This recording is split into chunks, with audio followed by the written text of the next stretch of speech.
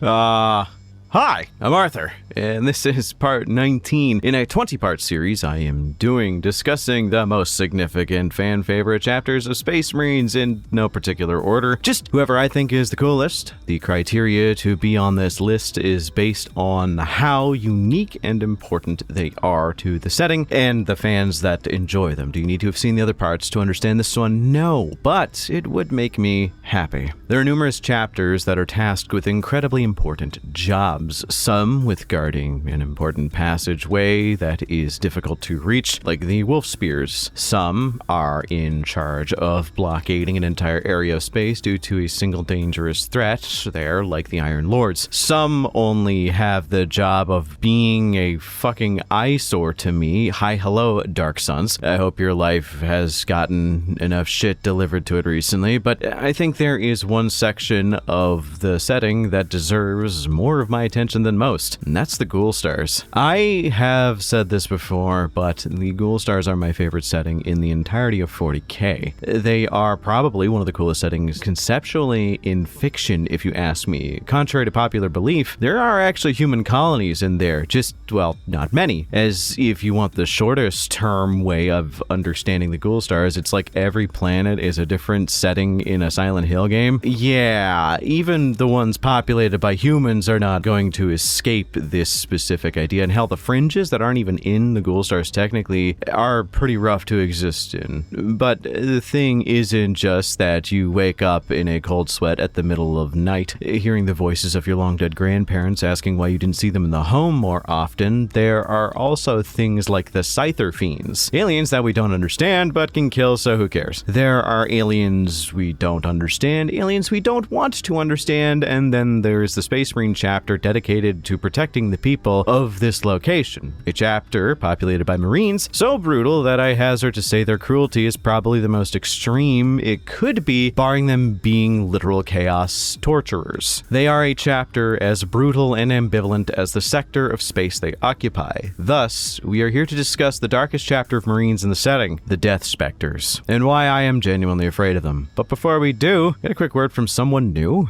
So I don't know if you've been watching or noticing this, but 40k has kind of exploded lately. I think it has a lot to do with 11th edition, keeping the ball rolling that was started by Space Marine 2, but say you're like me, East Coast North American, trying to find a good place to buy hobby supplies, but I literally live in the middle of nowhere. I mean it. I'm on an island. Send help. But me slowly going insane due to my consumption of salt water aside, Fenris Workshop has been an actual literal godsend for me. You know how hard it is for me to find tooth and coats paints in my area? It's impossible. No, I'm not even exaggerating. They are not sold here, I think, anywhere on my island. Hell, most anything other than what I can find at a Michael's or a few loose Citadel paints here and there are not sold anywhere here, so I just gotta order out. And as much as I love that adorable little Duncan man, I can't really justify paying an arm and a leg for shipping of a single bottle of White Star so I can paint stormtroopers. So Fenris Workshop has a massive range of miniatures for many different games, as well as probably the biggest supply of hobby stuff I could find online that could ship to me within like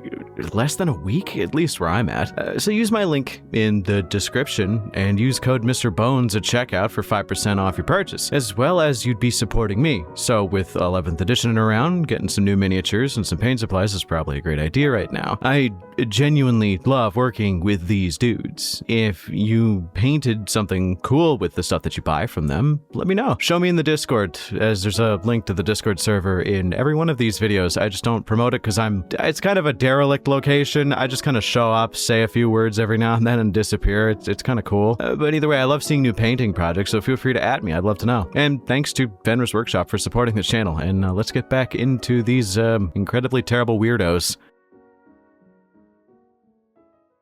To understand the Death Specters, you have to understand a whole lot of nonsense about the Ghoul Stars. Well, at least the bare concept of the means are justified by the ends here, as in a lot of ways, and I'll be catching flack for this, the Death Specters are kind of similar to Craftworld Ulthlay, albeit significantly meaner. Like, they feel they know better than everyone else because of their specific speciality, potential foresight, or just omnipresence. we'll get to the Shariaks later, but oftentimes it can be seen as them being finicky and not explaining their ways, because if we found out that they were using Xenos tech, we'd probably be a little bit disconcerted by this. Something that would be widely considered evil, in a sense. Now, the reason why Ulthwé does similar things like this is because they are elves and thus are going to inherently always make things worse, but the actual reason is they just have a lot of Farseers, thus allowing them to see the future a lot better. But with the Death Specters, they may actually just be an entire chapter of psychopaths who could not give a single shit about the people who don't look like Space Marines, as long as the percentage of planets in the Ghoul Stars that are occupied by the Imperium, or at least has their flag on it, doesn't decrease and is slightly higher than it was yesterday. I don't know. They just don't care. And even then, they do have a tendency to let entire planets get ruined if it means they can accomplish some arcane goal, but I'm skipping ahead. So let's cover their formation, which is based off of a schizo-magic hallucination. So that's really off to a great start there, yeah. Okay. Created during the Dark Founding, which is notable because everything that came from the Dark Founding we know of has A skull motif for their chapter iconography, and B, are known to be mean or evil or both. Not like the Cursed Founding, where everything in that was wrong. I mean, they were literally all cursed. But the 13th Founding was just filled with chapters that were just evil. We only know of 3, and 2 of them are still loyalist. We have the Exorcists, who are emotionless weirdos who have demony bits on them. That they swear doesn't mean they're corrupted, which, I mean, up to now they haven't done anything evil. The Crimson Sabers, which, well, they aren't exactly known as the Crimson Sabers right now and are known as the Crimson Slaughter. And I mean, they're still around and they're still doing pretty well. They're just not on the same side they started on, fucking turncoats. And lastly, in between the 2 chapters on the morality scale, which really should horrify you considering one worships Khorne and the other one is the Exorcists, you have the Death Specters, which in terms of moral color range, they're somewhere between Army Painter Ironclad Gray and Citadel Corvus Black, while still somehow being considered gray. Don't understand? Trust me. Wait till we talk about the breeding colonies. You'll understand then. So, when they were founded using the Gene Seed of Corvus Corax to make their chapter master, like most initial chapter masters, must go swear an oath to the throne of Terra to serve, and so on and so forth. So while this chapter master, Marin Corcatus, wow, I actually did kind of struggle with that one, was swearing said oath, he was hit with a vision that he assumed was the Emperor speaking to him, which usually means it's not, or I don't know, he was at the foot of Terra, so probably. And basically, this vision was, hey, you should go to this random planet in the middle of nowhere, Ghoul Stars. To which, in about a fervor verging on disquieting to most and delusional to the rest, he agreed to establish the chapter's fortress monastery on a planet known as Occludus, which was nestled right in the big fat titties of the Ghoul Stars. Here is where something happens that not a lot of people like to discuss. See, resupplies are not necessarily common here. Most people would rather not go to a location where all the mirrors, for some reason, reflect someone they used to know back to them rather than themselves. So to avoid eldritch horrors and silent Hylian terrors beyond our understanding, they just kinda don't go there. So for a chapter that is nestled deep within the bosom of the Ghoul Stars, it's kinda hard to get a resupply or any kind of reinforcements, so they make do with what they have. But there's also this kind of interesting fact that due to them not having any interactions with the greater Imperium, such as anybody from Terra, there's just this sort of erosion of the chapter's initial culture. See, go to any of the successor chapters of the Ultramarines. The closer they are to Ultramar, the more they resemble the Ultramarines, to the point where something like the Genesis chapter is basically just the Ultramarines in culture, except red. But then you have things that are so far out of the way that they can't get regular resupplies or regular interactions with the base strain chapter, and their culture is basically devolved or just changed into something different, like the Iron Snakes or the Emperor's Spears. Or hell, even the Mortifactors. All 3 of those are examples of individuals on the far fringes of the galaxy that have just a completely different culture. Because the Death Specters have been in the Ghoul Stars, they've kind of absorbed the language, culture, and damn near every aspect of the planet they've been on, Occludus, more so than the Terran stuff. Thus, the words they use to describe the ranks are different than, say, us using, say, chapter chapter master, chief librarian, or captains. They have their own words, and this is me just basically giving you the preamble because I'm going to be discussing the different ranks and the different who's a what's-its of the chapter. But before we get into that, we do have to discover the fact that they did discover a lot of relics and important artifacts on the planet as well as in their local area that kind of gives them their weird, unique spice. So let's get into the Throne of Glass, or the Glass Throne, or the Shariax. Let's just talk about the Shariax, okay? The Shariax, as I say so often in these damn videos, when I have to place something on a scale that's between kind of out of the ordinary to arcane knowledge derived from a source that would drive most sane individuals mad, is weird. Though it's the type of weird that leans more to the latter of those two options, as it's known as the Throne of Glass in non-made-up sci-fi tongue. It's basically just a giant throne made of glass, hidden within a deep location near the Logopol, which is again stupid sci-fi speak for the chapter monastery of the Death Specters. The Shariax, as the name would suggest, is a giant throne of glass that has a bunch of peculiar effects that we don't truly understand, as it's never been really explained. The individual who brought the chapter here, their chapter master, using his unbridled intellect, was able to think that sitting on this weird, unexplained, vaguely psychic relic was perfectly fine. So why the hell not? He was immediately psychically locked in. I don't know if it's ever touched upon in the lore entries because it was kind of unsure, and I don't think anybody else really talks about it, but he either lost his ability to communicate traditionally and is now just communicating psychically or through divinations. I like to imagine it's something like gyromancy or like a Ouija board, or he can speak normally and they just attach a gigantic radio to his head so that he can speak to everybody who is in the chapter. But basically, it is inferred that whoever sits on the Shariax is gifted something to allow the chapter to better protect the Ghoul Stars. From what I can assume, it's probably something like an omnipresent intellect buff that allows them to see around the entire sector in a moment's notice with relative ease and convey what he sees to the chapter, which allows them to at least plan around threats before they're ever able to even really become a threat to a planet, which explains why, although they have to do a lot of horrible stuff to survive on the day-to-day, they are pretty unusually stocked up for Marines, supplies, and what have you, even though they have to fight like hell. And it's probably because they have this sight that allows them to kill most threats that most other Space Marines would struggle with in a similar way to me when I try to not act sexist around any woman of any sort. I mean, yeah, they can fight things like the Scyther Fiends, but not without a great effort of will. The history of the Death Specters revolves around this throne, because the throne itself slowly erodes away the person who is in it, burns them out, as it were. I like to imagine it slowly incorporates them into the glass structure of the throne, making it larger, which is why they are one of those chapters that has a weird structure. So technically, two chapter masters. A stay-at-home mom who sits on the throne and kind of operates like the Oracle from Batman, and a working man dad who kind of just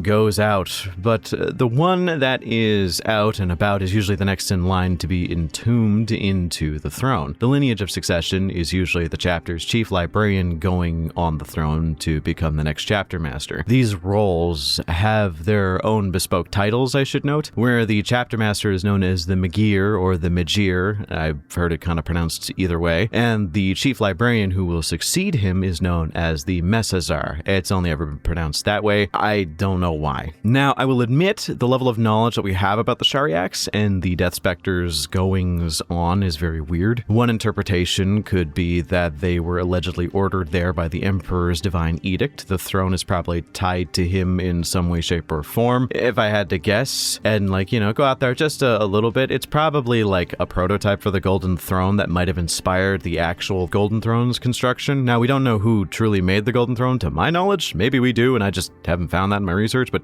Yeah, but there are a few practice runs that probably had to exist beforehand, right? In the words of the McGear, or at least the chapter, there is this rumor that with every chapter Master consumed, the throne somehow gets closer and closer to this event known as the Kadash, which is apparently referred to in our tongue as the Living Chalice. Living Chalice, we don't know what it is, but you can intuit that the legend states that once it is filled, there will be a great resurrection. If you want my opinion, which I don't know why you would, I feel like it's probably referring to the Legion of the Damned, as they are always kicking around and require a psychic fuel source. They have more or less the same color scheme as the Death Specters, a similar fighting style, and a similar grim aesthetic, with the shoulder pads both being skulls. It's literally the same skull icon without the size. The Death Specters collect and steal their dead away, and the Living Chalice could probably refer to that skull legion relic that the Legion of the Damned used to replenish their ranks, and the Great Resurrection is likely in reference to bringing back the Marines to the ranks of the Neo-Demons that would fight on the side of the Imperium to this day. In the earliest records of the Legions of the Damned, when they aren't wearing their helmets, they are described as pale, bald, with dark eyes, and a very depressed look, which is literally exactly the gene seed mutations of the Death Specters. There is also the whole omnipresent Shariax thing that might be the reason why the Legion of the Damned can appear to help with any threat, even if it doesn't make sense at the moment, because they can appear in a moment's notice. I'm going to be real with you, I kind of made all that up, but it kind of felt right to me.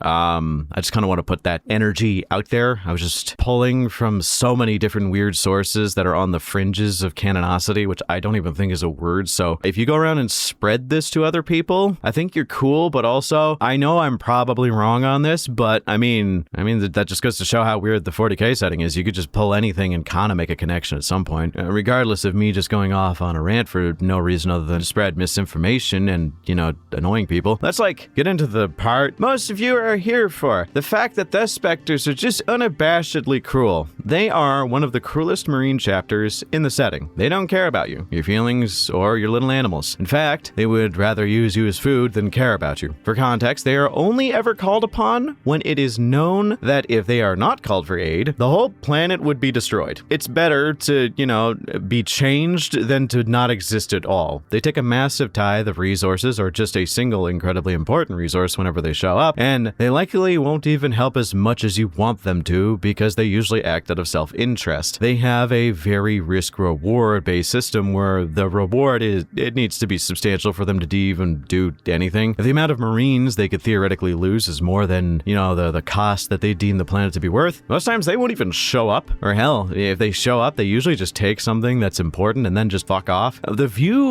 view all of humanity with that. They view all of humanity. Man, I'm off my game today. Fucking bullshit. They view all of humanity with what could charitably be described as disdain, and could less charitably be described with several pejorative terms that they came up with, specifically in a sci-fi language, to describe how soft, pale, and gross you are. But here's the next thing we gotta talk about, as much as I don't want to. You ever wonder how someone like this who's off on the fringes gets new recruits for their chapter? Well, wonder no longer, because we're gonna get into the weird stuff now. I mentioned before that people often don't like it when the Death Specters show up, and that is because one of the main things they do is they steal people. Usually, if they see a particularly strong child or prospective Marine, they will take them without really consulting the parents, and if they do, it usually ends up being the most horrific end result possible. Like if the parents get in the way, they will often just end up being killed for interfering, which I would assume leaves the child with a little bit of resentment. But from what I can tell, the success rate of Marines is probably, I don't know, it doesn't seem like they're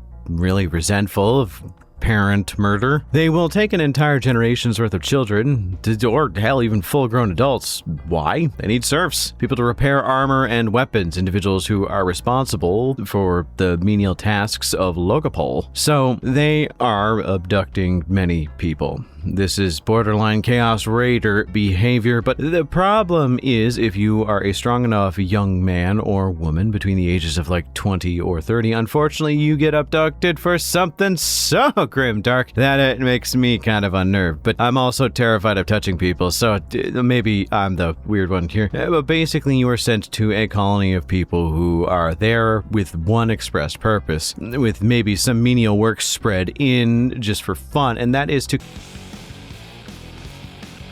These are literal breeding colonies for kidnapped men and women who are then forced to create viable offspring to become the next generation of Space Marine. God help you if it turns out through some genetic defect you were infertile and they didn't find out before kidnapping you, or for some reason you give birth to only girls. You usually end up getting chucked into an incinerator, I would assume. This is particularly horrible, but fun fact, the Crimson Fists did actually something similar to this at some point for some reason. Yeah, they don't bring this up much, but they did in fact have a program where if you failed the trial to become a Space Marine but weren't killed in the process, you'd be promoted to military leadership in no time just because you were able to go the distance. And upon coming of age, you'd be introduced to the fucking breeding moon or whatever they had cordoned off. This, though, was more of a luxury to see if they could make a better, more pure stock of Space Marine, more so than just we don't have recruits, we need to make more. It failed miserably and was discontinued, but there is a little grim dark history for you. They do all this. They kidnap people, steal resources, abuse civilians, and to what end? Why do they do this, and is it justified? I don't know. If you live in the Ghoul Stars and don't want to have to light a gray candle at midnight every solstice while burning the hair of a wild horse in order to keep the Fogman away, you may appreciate that no-nonsense approach to the only people who have bolt shells capable of killing incorporeal mistmen.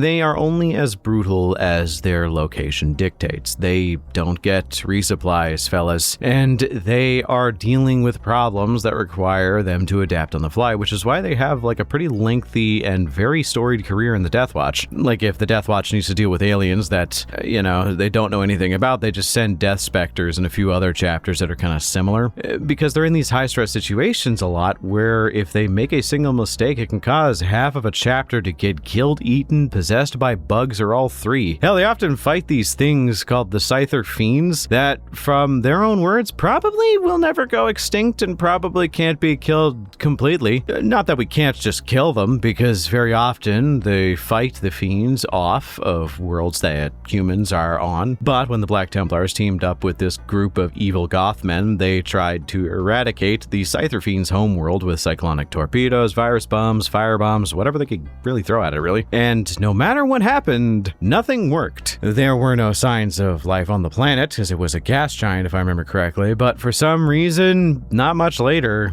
the Fiends came back. The Spectres are needed because if they weren't there, well, there wouldn't be anybody left. Things could be worse. A lot worse. Though this also draws into question, why would you want to colonize a place where, on the odd occasion, a house can sometimes sprout a new room that leads to a stairwell that leads to a vault that contains the Gray Man? I mean, sure, the property values are kind of amazing, I would assume, but that's the thing. When you see a house being sold for something like $25,000 in our world, and it has 3 bedrooms and 2 baths, you gotta question what else is going on there to keep the prices down. The answer is the Gray Man steals your pencils at night and rearranges them into binary passkeys that allow you to actually summon a single book from the Black Library if you really follow the little description there. Unfortunately, it's always just Atlas Shrugged by Ayn Rand, which, I don't know, that book's overrated as all hell and kind of shitty, but sometimes it's actually a Clifford book, so that's kind of fire. No, I don't know why I'm being so wordy today. I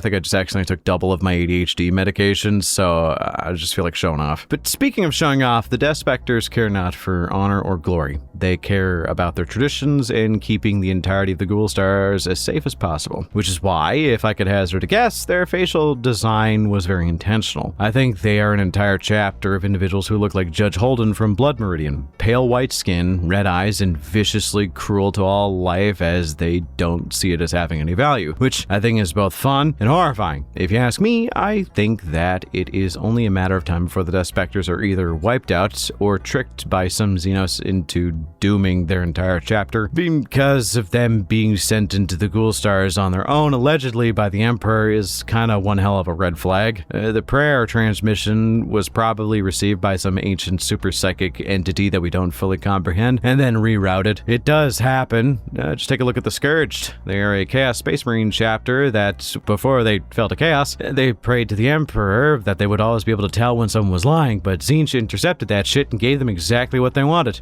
But, lies are kind of what keep the Imperium running, so that kind of drove them insane and fell into the clutches of Tzeentch. But yeah, the Death Specters are kind of what keep the Ghoul Stars from exploding into spiders or some shit. But what do I know? I still think that they're probably involved in some weird Xenos bullshit that probably turns them into the Legions of the Damned. But what do you all think about the Death Specters? Do you think they are all a little over the top, or do you think they are just as mean as they need to be? Let me know in the comments, as I am nearing the end of the series, and I love learning new things. Special thanks to my channel members for supporting me, because with your help, I can fund this channel, pay for my videos to be made, and keep the content coming. If you guys want to support the channel, as well as see additional videos every month, then become a channel member today. I actually just put up the first Q&A special.